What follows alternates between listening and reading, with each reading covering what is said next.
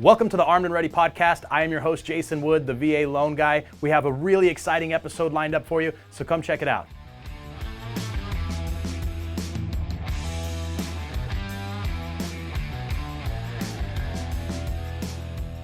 Hey, welcome to another episode of the Armed and Ready podcast. I'm your host, Jason Wood, the VA loan guy. Today we have a great friend and naval aviator, Woody Henderson, with us here today, who's also a top real estate agent in San Diego, helping our military community. So Woody, thanks for coming on, man. Well, thanks for having me. Glad to be here. Yeah, this is fun, man. We spent a lot of time chit-chatting before, so we'll have to revisit some of those stories. But I mentioned naval aviator. We were talking about Top Gun earlier. But tell us a little bit about why you joined the Navy. What was it that got you interested in the military and then obviously into the flight school and being a pilot? Oh, all right. Very good. Very good. Well, I grew up in San Diego, and as a kid, I was the guy running around with a towel wrapped around my back with a safety pin in front. And I was like jumping off the roof of the house, right?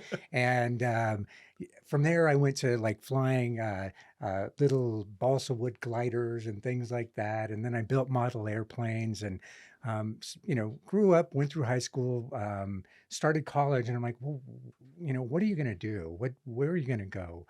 What are you going to grow up to be, right? Yeah. And I'm like, well, I've got this in me. Let's go fly for the Navy. And it was just this idea, right? And so I went down to the recruiter very next day and said, hey, I'd like a scholarship. Let me, sign me up. And the dartboard landed on my dart, and I was awarded a scholarship and went to school at Berkeley for a couple of years prior to getting my commission in the Navy. So, and luckily, it's a selection process to become a pilot. It's not just given to you because you come into the service. So it's competitive. It's a selection process, and luckily, I made the grade and was sent off to flight school when I graduated. So that's great. Yeah, that's really cool. What was your bachelor's degree in? Economics. Okay. Yeah. That's good. That's good. So, now did you go down to Pensacola for flight school? Absolutely. Yes, okay. Yes. How was that experience? Oh, it was great. So you start out flying fixed wing aircraft, a T-34 Turbo Mentor, a jet engine aircraft with a propeller, super fun to fly. And so you get your basic training in a fixed wing aircraft. From there, you'll either do as I did, which transition to helicopters and go start a training program there, or you graduate into a different fixed wing aircraft. So Gotcha. Yeah, a lot of fun in Pensacola. The flying is fun. The weather is great most of the time, except for the hurricanes and thunderstorms and things like that. Minus the hurricanes. Yeah, it's good. How long was flight school for you? Well, it's supposed to be 6 months for primary and 6 months for advanced. However, given how many students they have and what their goals are, and then weather and things like that, it took about 9 months to get through primary flight training and about the same to get through advanced flight training in helicopters. Gotcha. So you've been in the military about 2 years by the time you were Yes. trained and ready to do a job. Yes, absolutely. So when you entered the fleet, what did you fly first? So I flew H-2 Sea Sprites, and our first tour was in Hawaii. So I was stationed at Barbers Point, Hawaii. Beautiful place to fly. Yeah, I feel really bad for you. Yeah. What was the mission that you guys were tasked with? So the helicopters that I was assigned to, they're all multi-mission helicopters. So the primary mission of the H-2 was anti-submarine warfare. Of course, we did external cargo operations, search and rescue, and then we had an armed capability with small arms as well. But primarily anti-submarine warfare, surface reconnaissance, if you will, and search and rescue always as a foundation. Nice. Any interesting stories from those days? Any flying stories? Well, one of the things that was fun flying in Hawaii is we got to do a cross country. We flew to the Big Island, one of my co-pilots and we got to actually fly over the mouth of Kilauea back in the day. So that was pretty fabulous. And then just flying in Hawaii is fabulous. Even, if you're just visiting, go out on a helicopter flight. It's so scenic. It's just so beautiful and so scenic. And there's so much to see. The cliffs in Kauai are amazing. And it's just a beautiful place and a beautiful place to fly. Yeah. Yeah, I can imagine. So from Hawaii, where did you get stationed next? So from Hawaii, I was stationed at Monterey Naval Postgraduate School. Okay. I got a master's in finance while I was there. Nice. Yeah, There you go. yeah, Yeah, I've helped quite a few clients at that are going to that postgraduate school. yeah, Buy houses up there. yeah. Great place. Great Great, place to great, buy a great, house. great place to buy a house. Great place to live for sure. Yeah, Yeah. absolutely. And now, did you fly that same helicopter the whole time you were in, or did you switch aircraft? So after Monterey, I transitioned to more modern SH-60, which is a Seahawk. Definitely more advanced electronically, a more advanced helicopter overall. And once again, multi-mission capability. Is it same mission as the other one? Or? Very similar. Okay. Anti-submarine warfare is a primary. Search and rescue, external cargo ops, limited troop transport. But we also, at my last tour, we were the first armed helicopter. We were armed with Hellfire missiles. So I Oh, flew the first armed helicopter in the Arabian Gulf. no kidding. Yes. Oh, wow. That's Yeah. pretty cool.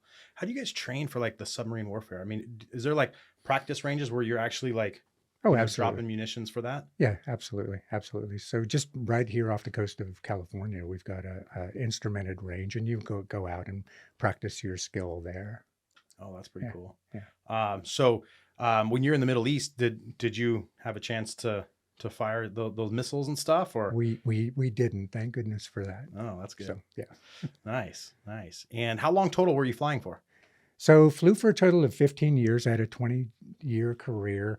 My last, I did 3 years in a senior executive position in the Pentagon, and then did my last tour here in San Diego, running a school for information technology specialists. So my last 5 years were not flying, unfortunately. Yeah, well, that's typically the case, I think, for a lot of aviators. Towards the tail end of their career, they're not flying anymore. But Yeah, but the good news is those last several years served as a launch pad for the business that I'm in now. So while I was in the service, I became a performance improvement expert, a Six Sigma black belt, oh, and learned knowledge and skills, if you will, that I apply to my business today. So one of the things that the service taught me was one, discipline, but also systems and processes. If you have predictable, repeatable processes, you're more likely to have the desired outcome in the end. So learning the performance improvement, building my business from the ground up, yeah, and then building the systems and processes that help our clients be successful was kind of launched from those last several years in the service. that's really cool that you mentioned that. So, like the processes and the systems, like in our industry, right, in real estate and home loans, they sound kind of glorious, right? Because you don't have a boss, you can come and go as you want. There's, it sounds real easy, right? It is anything but that.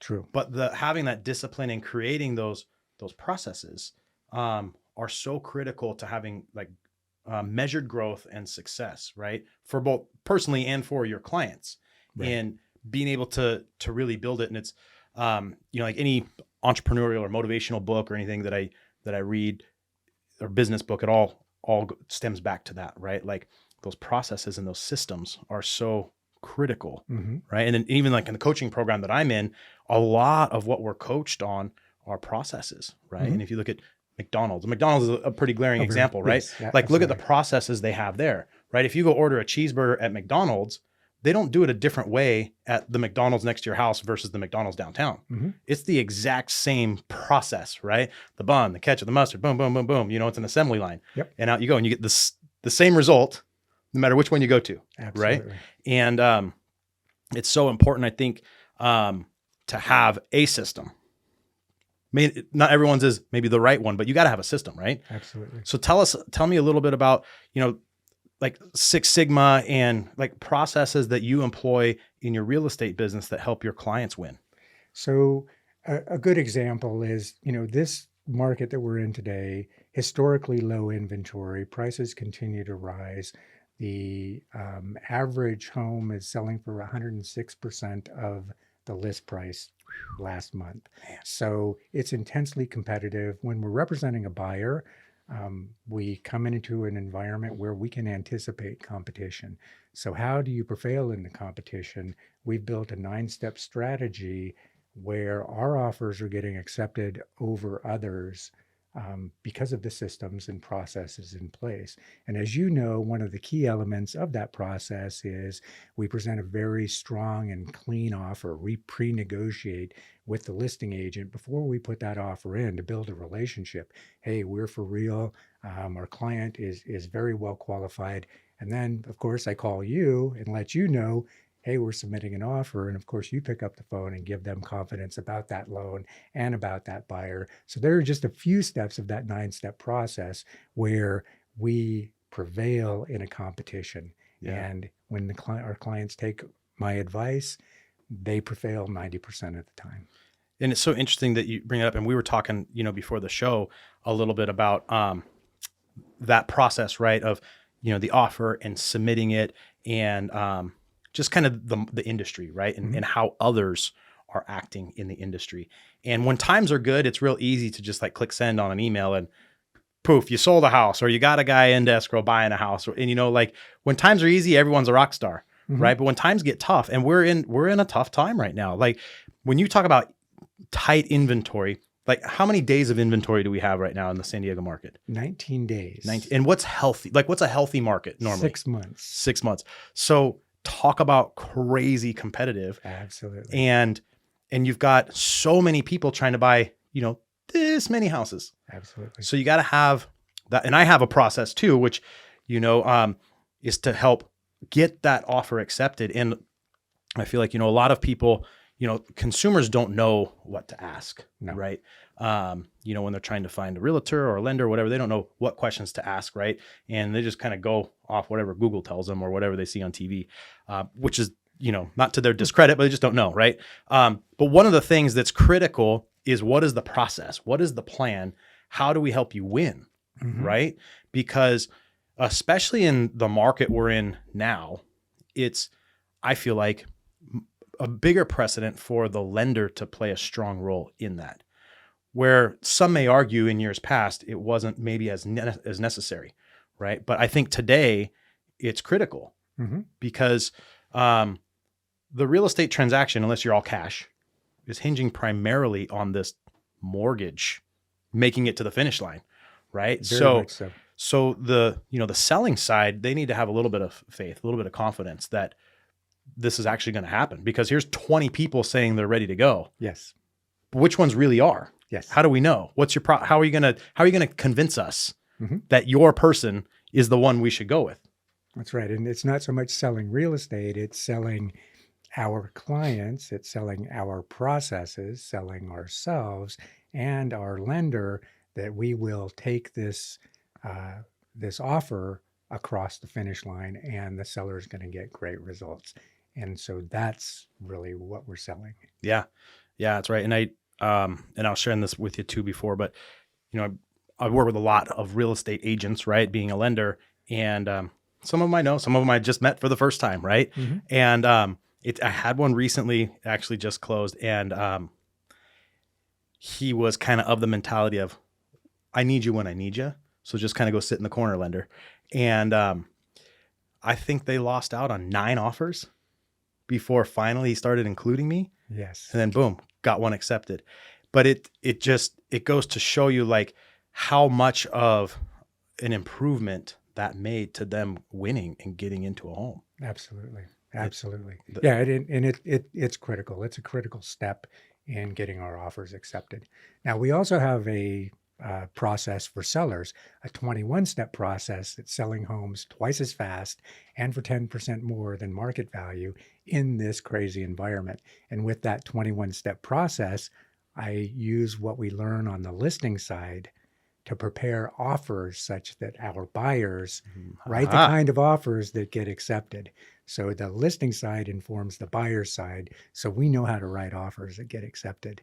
And we learn that from the 21-step process on the listing side. It's all about the process, right? It's all about that. I mean, just how you said it, right? Like if you can dial in the listing side process to a point where it just really, really wins, then figuring out the antithesis of that is not as challenging, but you can come up with a really good process, a really good plan. Exactly. Right? Exactly. Because you know what a seller is going to accept. You've seen it. You've presented 17 offers to a seller. Which ones get accepted? Well, we know that from experience, and we use that to help our buyers prevail. Yeah. Yeah. No, you have awesome success. Yeah. I mean, it's really about relationships more than anything else. Yes, we have systems and processes, but it is about relationships. It's building a relationship with the listing agent if I'm representing a buyer, building a relationship with a buyer's agent if I'm representing a seller, having a great relationship with you, the lender, right? And then all of us working together to achieve a common goal for our clients. yeah. Yeah, it's relationships. It is. Yeah. And I've been in some transactions where it was almost purely based on the relationship. I mean, the offer was good, and it may not have been the top offer sometimes, but it was that relationship component that flipped it. I had a transaction a couple of months ago, and the buyer went to go look at the home. The seller just happened to be there. Mhm. Well, they hit it off. I mean, they really connected. Yep. And so the agents were like, I think we got a winner. We don't even know the terms yet, but I think a deal's forming, right? Yeah, absolutely. And that was part of it. I've been in other situations where, I'm sitting in an agent's office and offers are coming in. I'm like, so what's your how do you figure this out? And someone were like, hey, first thing I do is look at who the pre-approval letter's from. And if it's from someone we know, we do not want to work with, big box lender or call center or something like that. He's like, those are put in a certain pile. We focus on the ones that are not in that pile. Mm-hmm. And those are the ones we pay attention to. And I was in an office with a guy, and he, longtime San Diego agent, and kind of, this was about 4 years ago. And they had made an offer, and he called up the listing agent to, find out what was going on with the offers, if there's any results or anything. And the listing agent, longtime agent here too, and they both have been fairly successful. And what won that offer was, hey, come on, you know me. We've done deals together in the past. You know it's going to be awesome. Just pick our offer. Yep.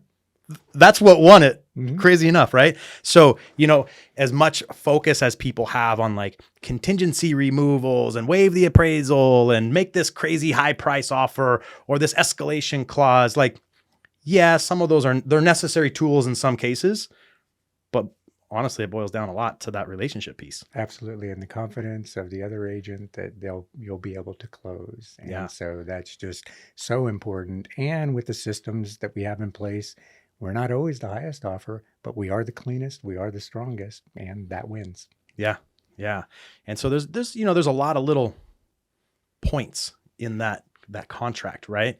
That can make or break it, Mhm. and can make it appealing or less appealing, right? Yes. Oh, And so absolutely. exactly what you're talking about, those details, right? And sometimes Oh, absolutely. they get glossed over because people are focused on one item, which is On the price. Right. And that's not ultimately what it boils down to all the time. Yeah. And, ultimately, when I'm representing a seller or a buyer, it's always let's find a triple win so that everybody involved in the transaction feels good about the decisions that they've made. Yeah. Yeah. Yeah. It's not like a us versus them thing. No. Right. And I think sometimes like the competitive spirit in people will kind of drive that. Like, oh no, I'm going to win. I'm getting a deal. I'm going to show them who's boss. Right. But that never works. Once you've got an accepted agreement, your partnership, you're working together Exactly. so that everybody wins. Yeah. So absolutely. Yeah. Absolutely. What do you think is going to happen? I mean, we were talking about interest rates, Mhm. right? Which is, I mean, gosh, you look at a year ago today, rates have doubled from a Yes. year. Doubled. Yes. That's pretty unusual. I mean, everyone expects rates to kind of have an ebb and flow, an up and a down, but it's been up since Yes. January 3rd, the first business day of this year. It's gone up the whole time. Mm-hmm. There's been tiny little retracements back and then up again. Yes. Right. So, there's a lot of people in the space that are talking about where they're going to go and when they're going to get there. Right. What is the interest rate going to be by the end of the year? What is Mhm. interest rate going to be next year? And, right now, arguably, we're in the fives for the Mhm. most part. Yes. Maybe high fours, depending on the program and the qualifications and stuff. But, that's a lot to digest, I think, for people who, for the last 3 years, 2.5 years, saw record low rates, and Right. now they're going, whoa, that's sticker shock, right? Like, holy cow, how did that happen? But everything that I hear and read, and tell me what you think too, but everything I hear and read is they're going to continue to go up. I mean, some are saying 7%. That's a Yes. big deal. How does that impact the market? How does that impact buyers and making decisions? Like, what do you forecast is, what's going to happen, and how do you battle through that? Right. And I think, for example, last month was the first month that really it came into their psyche, hey, interest rates have had a dramatic shift, Yeah. right? And so for some buyers, they're on the fence, and it's like, okay, well, I'm going to wait until there's some sort of change when interest rates will go down again, right? However, as you said, almost all the experts are telling you that they expect interest rates to continue to go up. So we have a situation where interest rates are still historically low over the long haul, Yeah. right? Yeah. And prices are historically high and going up. Inventories at an all-time low. So we have low inventory, prices increasing, and interest rates going up. So what I think is going to happen in the future is we're going to see prices continue to rise here in San Diego because inventory is so low, and there's a lot of pent-up demand. It will be a while before we see an impact on prices potentially leveling or cooling off, if you will, Mhm. just because inventory is so low. About 2,400 active listings on the market now, whereas a balanced market we'd see 10 to 12,000. Wow. So That's just yes, crazy. Yes, And you're talking about like the San Diego area, it's about 5.5 million people roughly population wise, Mhm. and you got 2,400 homes. Yes. That Yes. I mean, that's nothing. And so prices have nowhere to go except up, right? And we've just hit a record price 3 months in a row. Record prices, the median home price has gone up to new records in January, February, and March of this year. And at March, we were at $830,000 for the median price for a home in San Diego. Wow. This morning, when I checked the data for the last 30 days, we're up to 850. So we're going to have a new record month next month as well. So we're going to see prices continue to rise. For those buyers that are concerned about interest rates are going to go up, prices are going to go up. This is a good time to take a look at your situation and say, maybe this is the right time to buy because it's only going to get more expensive. Interest rates are only going to go up in the future. So what you're saying is there's no deal on the horizon. We're not getting the deal. Better just No. get in. Yes. Right? Get in now while interest rates are still historically low. Yes, it's more than what you would have paid last year, but this is this year and this is the condition now. So now is the time to buy if you're thinking about it. Yeah, and really good kind of thought process I think for people on that is, control what you can control, right? We were talking about that earlier. Yes, we were. We can't control where home prices go as much as we would love to be able to adjust that spigot. And same thing with interest rates. We don't have hands on that dial either, right? Yep. We all, on the professional side and then on the consumer side, we all just have to adapt and adjust to what the market deals us, right? You're Yes. getting dealt a poker hand, right? Sometimes you get a great hand, sometimes not so great a hand, right? You just got to play with what you're dealt. And so the only thing you can control in that poker game is, are you going to bet or are you not going to bet? Yes. Are you in or are you not? Right? And kind of the same thing translates into real estate. Are you going to buy or are you not going to buy? Yes. Because waiting for like that perfect hand to be dealt, you'll wait forever. It doesn't come, right? It never comes. You never get like the super dip in home prices and the super dip in interest rates. And you're like, yeah, score, like they're usually inverse of each other anyways. Well, and you can look at 2008 when we hit a bottom point, a low point in the market. Interest rates were about 7% back then. Mm-hmm. And people in 2005 were saying, I'm waiting for prices to go down. I'm waiting for prices to go down. Well, prices did go down, but people were still sitting on the fence. Well, I think prices may go down further. I'm worried, right? And interest rates are at 7%. Well, people that bought in 2008 to 2013, they've doubled and tripled their money, right? Yeah. Because they made the move. So many people didn't make the move at that time. Yeah. So there's this other tool, people are concerned, and then there's reason to be, about where interest rates are today. And they're not slowing down. That I hear this great little quote in our industry: the trend is not your friend, right? And right now in interest rates, the trend is not your friend. Yeah. It's not an improving situation. So, but eventually, like everything, it's a market, right? And if you look at, pick Apple stock, for example, right? It's got days where it's up and days where it's down. And if you look at the history of that stock or pick any stock, it's never going up 100% of the time, right? There's ups and downs. Yep. And same thing in real estate, same thing in mortgage interest rates, right? Yep. There's always ups and downs. So at some point in the future, there will be a down.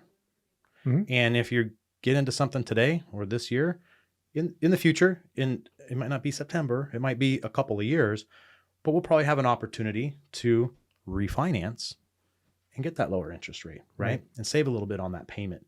So there's always that is available down the road, right? Right. And we talked earlier today around interest rates, right? When the environment changes, the markets change to adapt to the market, right? So one of the things that we might be seeing more of is adjustable rate mortgages at lower interest rates, for a period of time. But for some people, that will be the solution that they need that'll make the difference between making an investment and not making an investment. I'm not backing any particular kind of mortgage or, really not trying to push anybody into anything. It's a personal decision. I just like to make sure that people that are in the market have the best information to make the best decisions for their personal situation. Yeah, and ARMs are starting to come back. We haven't seen them like full frontal force yet, but I imagine by the summer sometime it's going to be much more common. And it's one of those things. It's another financing tool. Yes. Right. Like you have different loan types. You have, if you're doing renovations in your house, you can use your credit card, you can use your savings account, you can use the Home Depot card, you can get an equity line, right? You've got tools, right? Yes. And so it's just which tool is going to do the job best for you, yes, at this time, right?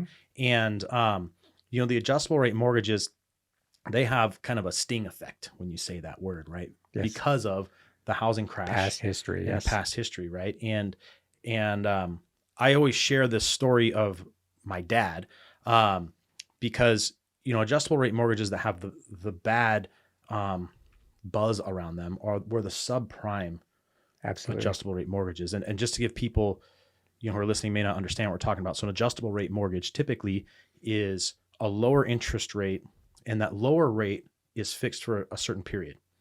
And then after that, it can adjust.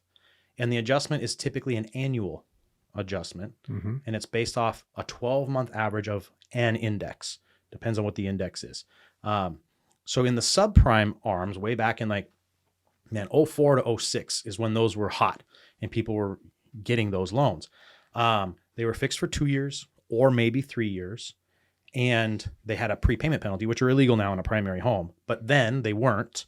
And a lot of people took the 2-year fixed, but it had a 3-year prepayment penalty.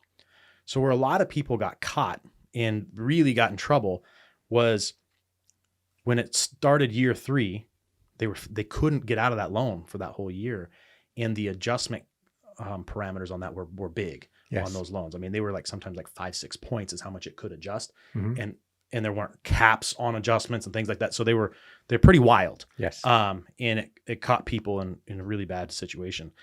The more normal or traditional ARMs, which interestingly enough, ARMs, adjustable rate mortgages, were all you could get before, I forget what the date was, before a fixed was even introduced.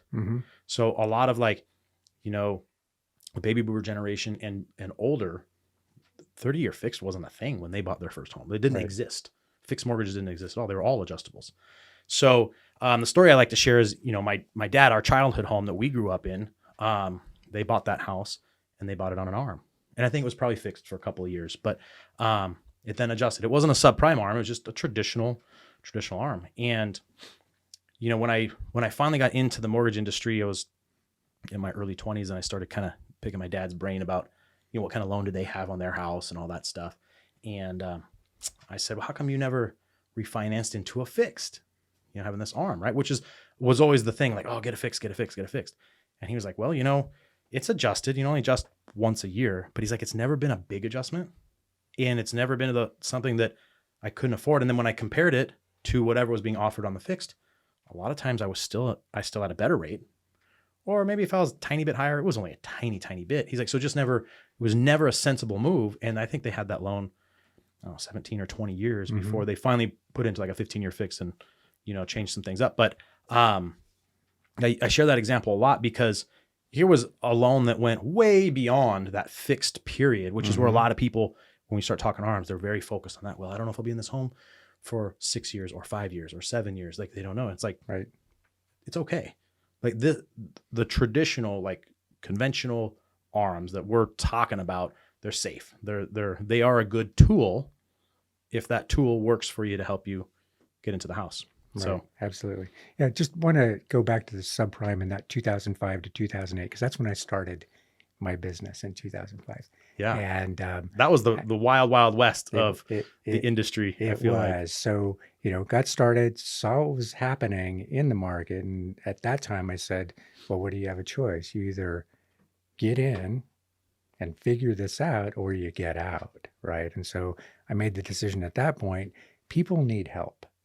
This is a challenging environment. Figure out how to help people and everything will be okay. And so that's what we did. But to talk about the kind of subprime mortgages that were going there, no credit score required, no documentation required. You just needed a contract. And then there was another factor called negative amortization. So a person would take out a loan, and then instead of the balance going down over time, like a traditional mortgage, the balance would actually go up. So, for example, you'd buy a place for $100,000. 3 years later, you owe $120,000. And there are so many of those loans, subprime, unqualified buyers, no income documentation, and these negative amortization features where that's what led to the meltdown and the catastrophe that we had from 2005 to 2008 that we really didn't start to recover from till about 2013. Yeah. So now we've got new lending guidelines in place and rules and regulations that prevent that kind of thing from happening again. Correct. Right? Yeah. So consumers are much more highly protected in today's environment than they were back then. So the likelihood of that happening today is incredibly unlikely. Yeah, incredibly unlikely. Yeah. And it's interesting too, like if you look at, so I got into the mortgage business in 2001, the tail end of 2001, and I was in Nevada at the time. And to get licensed as a mortgage lender, you had to be 18 years old, no felonies, fill out a form and send in your $50. Wow. And you were licensed to do mortgages.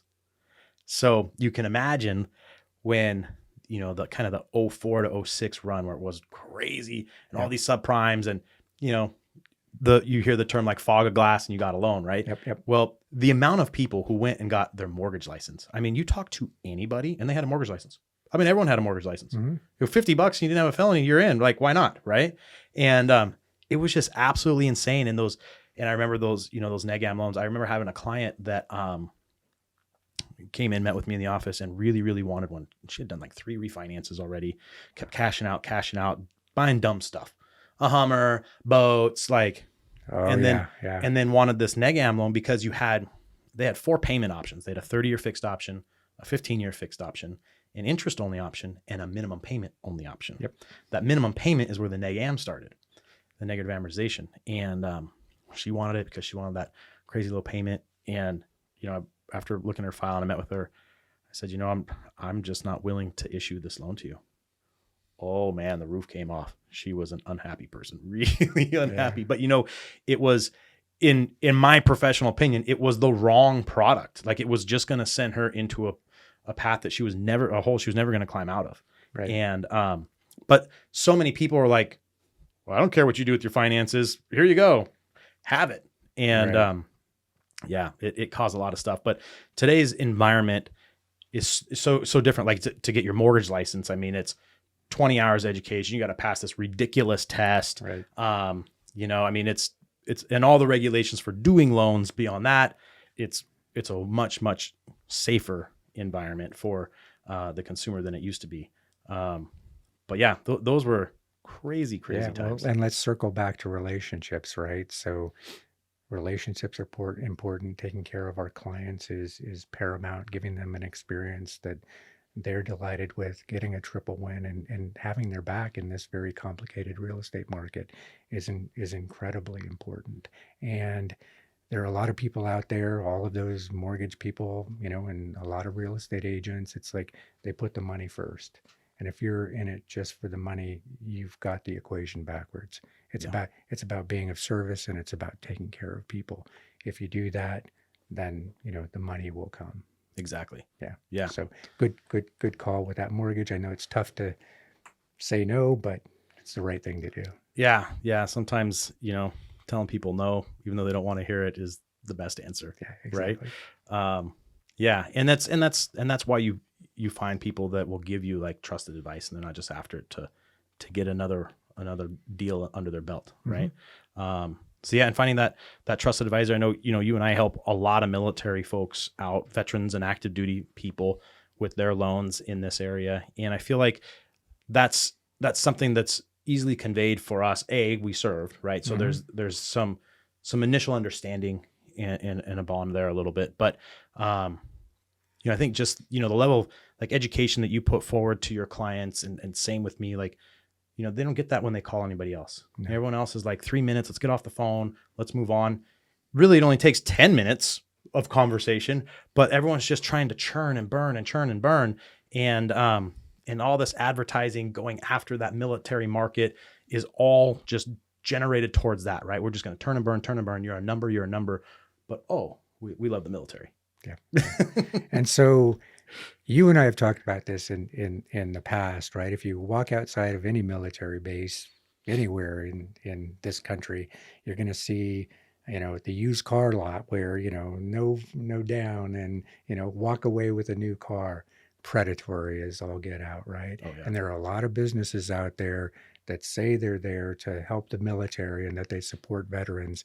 However, just underneath the surface is that predatory kind of business practices, right? Yeah. So who you work with matters. Make sure that you work with somebody that you can trust, that has your best interests at heart, right? Yeah. So it's so important. So many companies out there with very military sounding names are out there trying to sell our veterans and our active duty military something. They're selling them a bill of goods. So who you work with matters. Choose wisely. Absolutely. Yeah. Absolutely right. Yeah. And you reminded me of a point, in our market today. The VA loan can sometimes have some stigma attached to it, right? And I get a lot of agents who are like, hey, is there any chance they can go with a different loan type? And I'm like, why? What's the big worry? Well, and they'll go into whatever their reason explanation, which usually is baseless, but it's usually like hearsay stuff, right? But like we were talking about, it's a financial tool. It happens to be a better financial tool than most of the other options. Oh, absolutely. Yeah. And what's interesting is, like when you're talking about like who you select to represent you makes a big difference. And it does, right? Like I don't have clients that are working with you going, hey, can I switch loan types? We're having a hard time. Like there's no challenge for you. Like if they're using a VA loan, okay. Yeah. You got your system, you got your process, they're getting accepted. And we're selling it to the other agents that may have some trepidation around it, right? Why is a VA loan great? Why is this client better than your conventional mortgage person, right?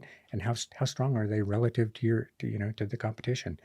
Absolutely. So we're doing a lot of education with agents that don't have a lot of experience with VA loans. Yeah. Now, for you and I, we've got a lot of experience, and so part of what our role is to educate others and get our clients' offers accepted. So it's the best tool out there, 0 down, lower interest rate, things move smoothly. We've got processes and systems to originate the VA loans, and they work. Yeah, they totally work. I had a really neat experience. It was about 2 years ago with a client I was helping. They were buying a multifamily property with the VA loan. Yep. Up in the Long Beach area, getting stationed, got orders to be at the Space Force base up there, and anyways, it was just before like the craziness of the market we're in today. And so there wasn't a ton of offers, but found this, I think it was a 4-unit home, and made an offer. There's only one other offer competing against. It's a conventional offer. Here we come in with VA. And I'll skim over some of the details, but long story short, when I made my call, the listing agent thought we were like messing with him and thought it was a total joke. He was about to shred that offer, right? And anyways, so I updated him. I mean, his knowledge of the VA loan was very old, and didn't realize that they had removed the loan limits and all these other components that make this loan so powerful, right? And anyways, gave him an education. He goes, "Wow." He's like, "I wish I had served. This is absolutely. This is incredible." And he's like, "So is this going to go as smooth as you say it will?" I'm like, "Yeah, like this is 95% of my business. It's going to go. Yep. It's going to be just fine." This guy's, and anyways, we got an escrow, went totally smooth. Called me up. He's like, "Dude, I had my doubts the whole time." But he's like, "I was blown away." He's like, "There was no issues, no problems. Everything went fine. I can't believe it." And this guy had no down on like a $1.3 million purchase. Absolutely. Yeah, it was crazy. Yep. But it's just being able to have those conversations, right? Ahead of time. Because if you're just a PDF attachment to an email. As a listing agent, how many offers, when we receive 12, 17 offers on a property, how many of those just are an email in my inbox? How about the ones that catch my attention, the people who pick up the phone and give me a call and say, "Hey, I just submitted this offer. I just wanted to talk to you about it." Right? Yeah. Hey, we're building a relationship. Who am I more confident in? Right? Right. Yeah. And then their lender calls me. Hey, they've got a good team. They've got a good system. They've got a good process. Yeah, we got something cooking with this one right here. Exactly. There might be 4 we really like, but this one's kind of getting a little more of the attention. There might even be one higher. Guess what? Yeah. And that's a really good takeaway, I think, for people who are listening to and looking, in their respective market for, their professionals that are going to help represent them. That's a good thing to ask about. Hey, if you're going to help me buy a house and I'm in South Carolina or wherever you are, right? Like, what are you going to do that's different from the other guys to get my offer accepted? Yep. And I would be willing to bet a lot of them are going to stumble through their answer to that because they probably don't have a process dialed in, right? 90%, I would say, would not have the answer to that. They're going to stumble through that. That's a great question to ask. And that's an awesome qualifying question. Yeah. I mean, because you had experience and there's other things you can ask them, but that's the key right there, right? Because it's all about you winning, right? It's not like how long have they had their license or, like all these other things that they'll try and tell you about. Oh, I'm great. But what's that process like? And what's really cool, and we talked about this a while ago, but like your process, having been an aviator, right? And anyone who flies knows you got your pre-flight checklist. You've got a checklist. Yep. You got a checklist, right? And that's how you survive in the aviation world is your checklists, right? And so you were telling me, which I thought was brilliant, is like, you just made a checklist. Here's the checklist. I mean, the process is the 21 steps, It's your pre-flight or your flight checklist, right? Yep, exactly. That's it. And, boil it down to a simple process. It's really cool. And I'm able to give that to my new agents, right, who are just starting. Agent of the year and rookie of the year last year. Gave them the checklist. They're winning consistently with the system. And it's not me doing it any longer. It's them. They've taken what I created and they're helping their clients succeed, which is really gratifying, right? I bet. Yeah, it's cool. Brand new agents successful in this market where, historically 50% of the agents are out of business within 2 years. My guys are flourishing. It's cool. It's cool. And what's interesting is we had talked about, the inventory right now is like 2,400 homes or so roughly, right? Yeah. How many licensed real estate agents are there just in this year? Like it's like 20 something thousand, isn't it? Well, I've heard 22,000. Unfortunately, we don't have really good data on that, right? But yeah, that's kind of the number thrown around. Back in 2005, I heard that it was over 30,000. So yeah, about 20,000. That's a lot of people. Probably a pretty good estimate. That's a lot. That's a lot of agents to sell 2,400 homes. Yeah. Yeah. You don't need 100 agents per home. You do. But the fact that you do need one that understands the process and the system and get it done. And can get you that 1 out of 2,400. Right. Yep. Which is cool for your new agents that they're having success. I mean, if you think about like market saturation, like it's a pretty saturated market with their own competition, which is other real estate agents, right? Yes. So it's really, really cool to see that they're having success. They're new in the industry, right? And they're winning. And just gave them the playbook, Yes. taught them how to execute it, go. Yes. Absolutely. That's what it's all about. Absolutely. Yeah. And it's very gratifying. Yeah. So I say guys, but they're actually gals, and they've been doing great. So yeah, agent of the year, rookie of the year. They've done great. That's really cool. Well, Yeah. they got a good mentor. So that's what helps them win. One thing that you had talked about earlier that I meant to ask you about was, so you had to spend some time at the Pentagon. Yes. Tell me a little bit about that. I think the Pentagon for a lot of people is kind of this ostentatious, kind of cool looking building, and lots of important things happen there, but that's kind of all you know. So what is it like? Like, what's it like going to work at the Pentagon? Like, what do you do? Like, what is that experience about? Well, I think, everybody has a different experience there depending on what they're doing. So I work for the Chief of Naval Operations, which is the highest ranking military officer in the Navy. And my job was, I was the director of manpower, personnel, and training. My division had control of a $94 billion budget. If it had to do with recruiting, retention, training, we had oversight of all of that. And so the division we were in was the assessments division. So different parts of the organization would put forth, here's what we need for our budget, here's where we want to invest in the future. Moving forward, well, we would evaluate those proposals, if you will, and help the senior leadership of the Navy make decisions about where they were going to invest in the future. So we were sort of the line of defense, if you will. Mm-hmm. What makes sense? What keeps us in line with our strategy and our objectives? And how do we make the best decisions? So I would go in to give the presentation to the Chief of Naval Operations and all of Navy, the highest executive Navy leadership on these, budget initiatives. And we were only able to use data to make our play. So you're no opinion. You use the data that you had to analyze the budget proposals and then make a recommendation to leadership. And ultimately, leadership made the decision. We used a lot of tools to get to that place. Certified performance technologist, Six Sigma Black Belt, and have a bunch of other letters behind my name that I learned and became masterful at in the Pentagon. So that was my experience there. Everybody has a different experience. A little different, yeah. Yeah. And so, related to that, I was in the Pentagon on 9/11. Oh, were you really? Yeah, I think I shared that with you. Yeah. We were in the Pentagon, so there's a story. But yeah, in the Pentagon on 9/11, about 100 feet from where the plane hit the building. So no kidding. very, very interesting time. What was that like? Were you just like kind of at your desk and all of a sudden some big loud crash? I had just come back into the building. I was out at a meeting offsite and had come back and I'd assembled my team, and we were just talking about the meeting I had come out of. And,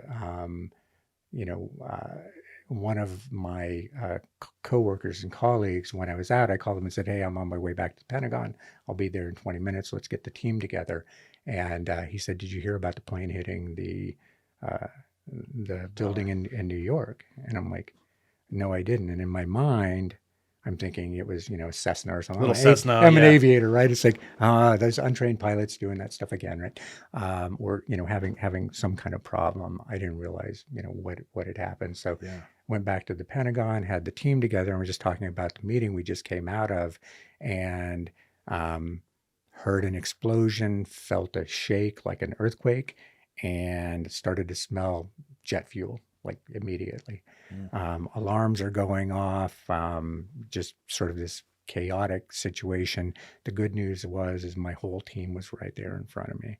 So I looked at the other commander in our group, and I said, "You've got the rear, I've got the front, we're getting out." And so then went into military training. We're taught to evacuate a ship or a small space or that sort of thing as part of our training. Yeah. And so I'm not in a ship, but It's as well be, right? It's as close an analogy I can make. Let's get out of here, right? So we end up evacuating the building, go outside. I look back at the Pentagon and I just see smoke rising. Our cell phones, Blackberries, didn't work, so we had no idea what had happened. The roads were snarled. I had driven my car that day, which was unusual. So one of my coworkers, um, was like, hey, I rode the metro today. Can you give me a ride? So I took him home. Took about 2 hours, but we didn't know what had happened. Was it biological, chemical? We So had you guys didn't no know it idea. was a plane. We had no idea. It wasn't until I got home that I realized what had happened. Yeah. Wow. Yeah. So yeah, you guys thinking it could have been anything. Yeah. A missile, some explosive ordnance, anything. Yeah. Chemical, biological, radiological. You just have no idea. Right. And so good news is the training got us out of the building and everybody got out safely, which was great. Just another kind of interesting fact about that. Our organization was up and running within about 7 days from when the plane hit the building. So we went Wow. from being without space to being fully functional and operational within about 7 days. So it didn't take us long, and we were in the part of the building where you weren't going back in.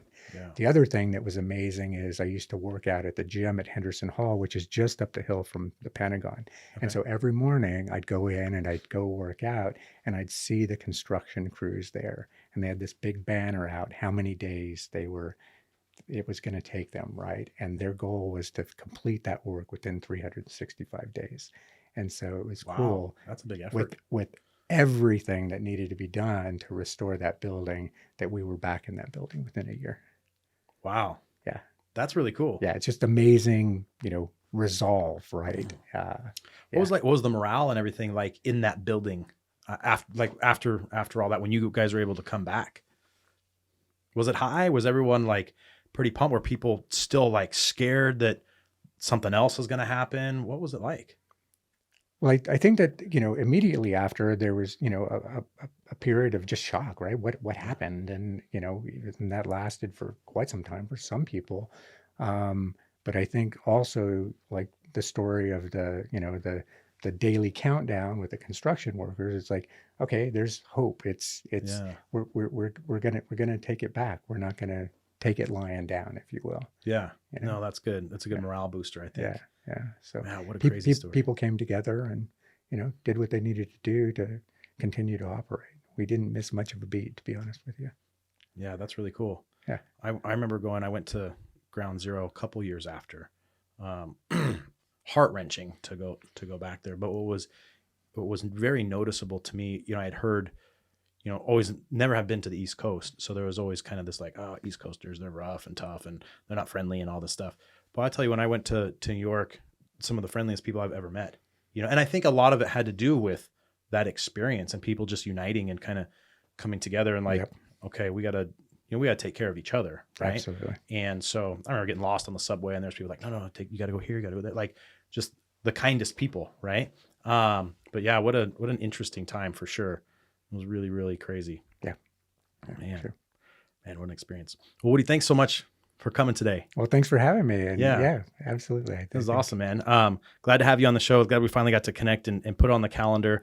For anybody who needs the best real estate agent in San Diego, how can they connect with you? Best way is give me a call or send me a text. I'm at 619-850-5432, or you can just look me up on the internet, Woody Henderson, and I'm right there. Yeah, he's easy to find. Great guy. Highly recommend anybody who's looking to get into real estate in San Diego. You got to first link up with Woody and have him teach you his process, how he's winning, because ultimately that's what matters, right? If you're going to get in this market, you got to win.